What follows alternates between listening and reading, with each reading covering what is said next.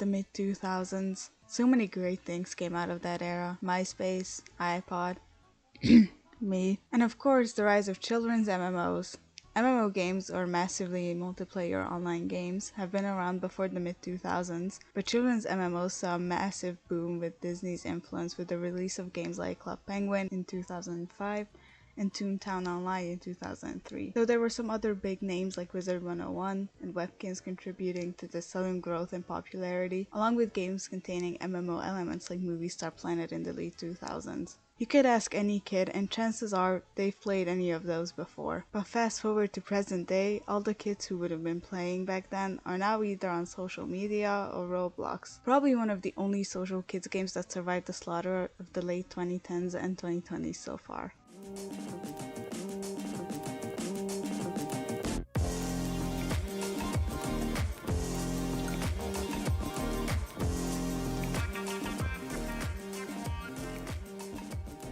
After my last video on a very current topic, I wanted to travel back in time to my generation's childhood. I have a cousin who's 12 years younger than I am, and a part of me is sad that kids don't get to have fun games like this anymore. But I get it. Everyone has their own things. I mean, I wasn't playing D&D like 80s kids were. And I'm not oblivious, these games weren't perfect either, which is exactly why I wanted to make this video. Before we look into the downfall, we need to look into the big boom of these games.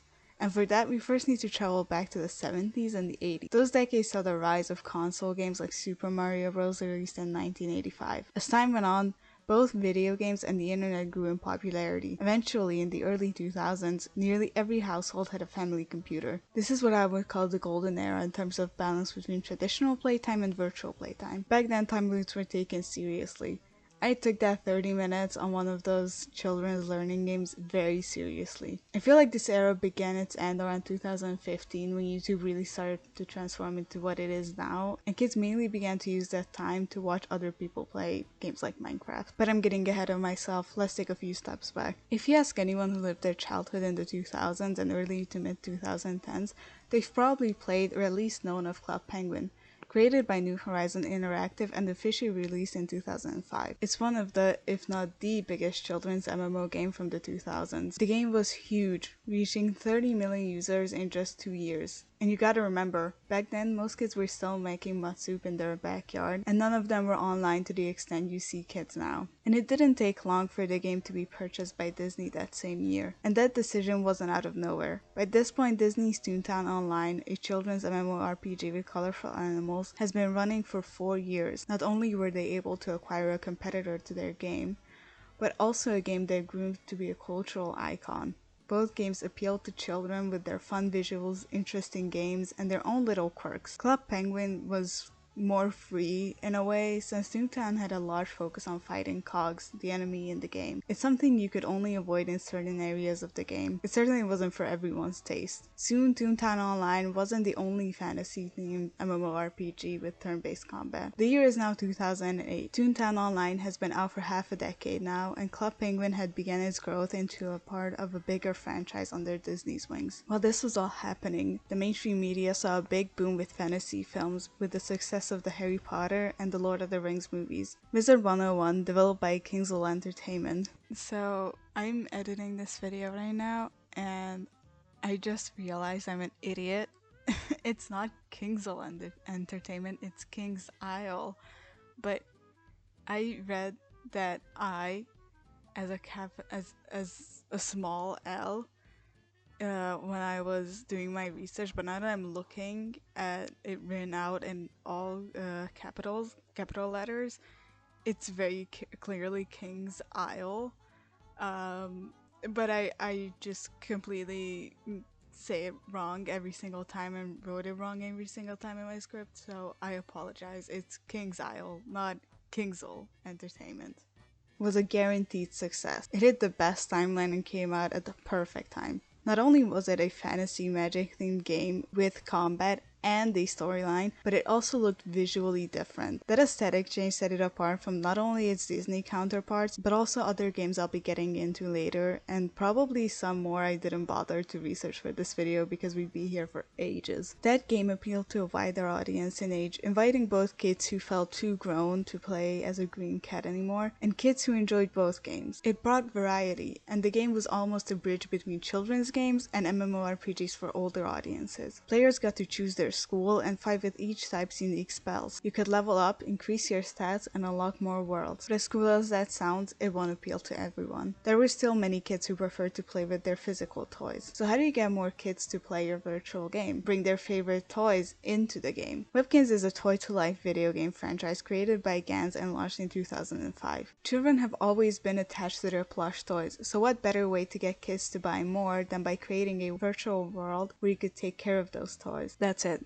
That's the game. Get toy, register, play games to get money, buy food, furniture and clothes, and talk to other players with the limited chat option. And that was the best thing ever. The only downside was that you had to buy a toy to play the game, and not every parent was willing to do that, let alone buy multiple plush toys. The game faced many criticism and even a Webkinz killer myth that I won't go into because that deserves its own video. The game saw success regardless because of the appealing concept, fun games, and for allowing kids to express a level of creativity with how they decorate their pets' rooms. The game had dailies bringing kids back every day, like finding gems, the wishing well job, and the academy, which allowed you to level up the skills of your pets. If kids weren't spending their screen time on the family computer, they spent it sitting in front of the TV taking in Hollywood stars back when they were idolized even more than they are today. But what if I told you that you could play as your own Hollywood star? Games that predominantly appeal to girls have existed since developers realized that boys aren't the only ones who can beg their parents for a new console or VIP subscription. Movie Star Planet started out as a game where kids could practice English while making short movies. Released by Movie Star Planet APS in 2009, the game eventually developed into the Hollywood pop culture themed social game we know today. The game saw massive success, bringing girls from those dress-up game sites into a game where their creativity can shine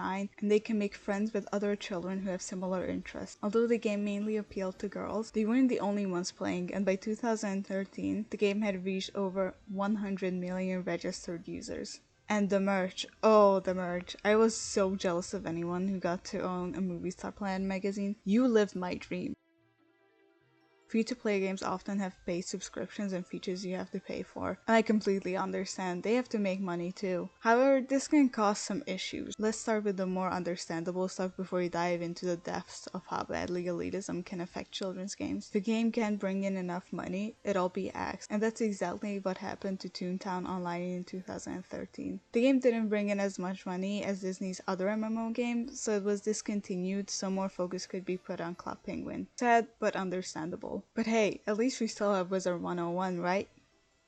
Wizard 101 is extremely limited if you don't want to pay the membership. While other games limit a few games, items, or a chat room, Wizard 101 limits everything other than a few areas. The free part of the game is more like a trial instead of a nearly full game with a couple of inaccessible games or items. It turned a lot of potential players away, and it's probably the most criticized aspect of the game. It's the reason why I personally never got into it, even though I was very much a part of the target audience during the time I gave it a try. Wizard 101 pay-to-play discussion. Wizard 101 is not a free game. Let's get that out there right off the bat. No matter how much KI likes to push the free aspect of it, the game is not free to play. The free part is a free trial. I'm not saying this is a bad or good thing. However, throughout this discussion, I will talk about it as a paid subscription game. Now recently, as many of you know, Star Wars Battlefront 2 got in a lot of trouble about their loot boxes dropping essential items for the game. This got me thinking about card packs. Let's face it, card packs are loot boxes. The card packs drop items which give great gear to wizards who buy them. However, I do not think that they are quite as horrendous as Star Wars Battlefront 2 loot boxes, as the gear is comparable to in-game gear, although Crown's gear is a lot better than most game gear. However, this thought about pay to win and play got me thinking about Wizard 101's payment style in general. It's outdated and not really suited for today's style of MMOs. In fact, I believe it is losing them players and potential buyers. The current free areas in Wizard 101 are the Commons, Unicorn Way,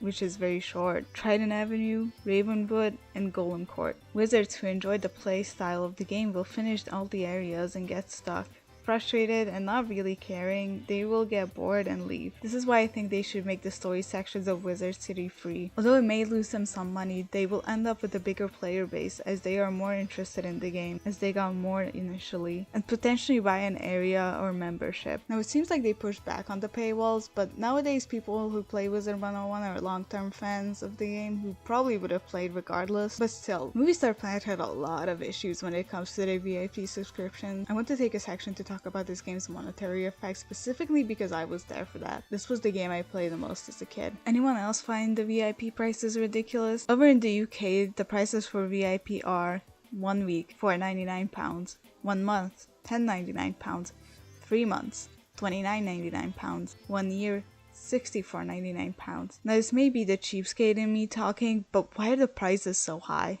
Especially for the game that not many people play nowadays. I understand that the company needs to make money to pay their employees, run servers, update the game and whatnot, but I feel like the prices should be lowered. Yeah, a year for the US server is $80. A year for Canadian MSP is $85. I mean, they gotta make money on a dead game somehow. Such price has been for years now, people still keep buying all the time. Having VIP was a status symbol. Some clothing items were locked behind gems that you had to buy, so if you were spotted wearing something like that with a golden name, you basically became better than everyone else. No one bought VIP for gold coins. They bought it to show they're better, they have more money, they're part of this group that you can't be a part of. The only other way you were respected is if you had a very high level. This sense of superiority led to bullying. Lots and lots of bullying. Which is unsurprising if you look at how people act on it now.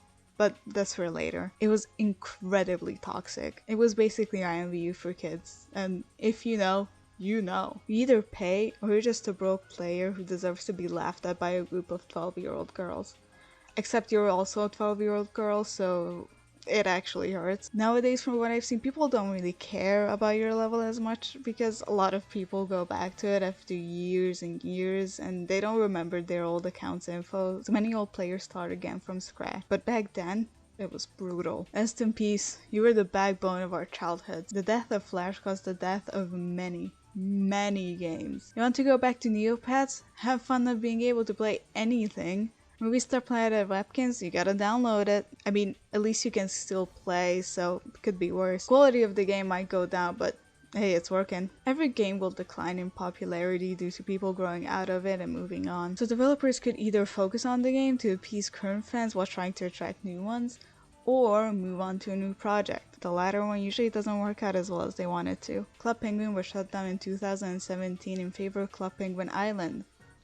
And then they shut it down too the same year. Movie Star Planet is still being updated, but the focus seems to be on Movie Star Planet 2, released in 2020. It's pretty there's not a lot going on, and most people prefer the first game anyways. Webkins has its new gen game too. Webkins I know it looks so creepy. Well, at least Classic still exists. I'll keep this section short for the sake of our sanity. There's a reason many kids games have parental controls. If there are kids watching this video, be careful who you talk to on the internet and talk to your parents about it. Seriously. Wizard 101, Movie Star Planet, and Webkins are still around and supported by their respective creators.